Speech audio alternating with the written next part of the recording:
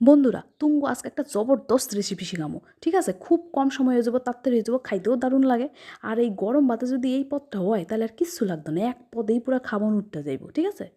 এটা আমি কি কুচাইতেছি কদি, এইটা হচ্ছে গিয়া ওল কচু, বুঝলা? এই ওল কচুর আমরা তরকারি খাইছি, সিদ্ধ খাইছি, মাছ টাছ ঝোল খাইছি, অনেক কিছুই খাইছি। কিন্তু একবার এইভাবে খাইয়ে দেহ তো তুঙ্গ কিরম লাগে। খুবই সিম্পল একটা রান্না, ঘরোয়া একটা রান্না, বেশিক্ষণ সময়ও লাগে না, খাইতেও খুব স্বাদ লাগে, বুঝলা? এই দেখো আমার ওল কচু তো কুচানো হয়ে গেছে। এবার না কড়াইতে তেল দিয়া তার মধ্যে কালো জিরা, রসুন আর লঙ্কা না ফোড়ন দিয়া তার মধ্যে ওল কচুটা দিয়া তার মধ্যে পরিমাণ মতো নুন আর হলুদ দিয়া একটু ভাজা ভাজা ভাজা ভাজা করুন লাগবো, বুঝলা? ভাজা ভাজা ভাজা ভাজা কইরা তারপরে একটু হালকা সেদ্ধও তো করুন লাগবো, তাই না?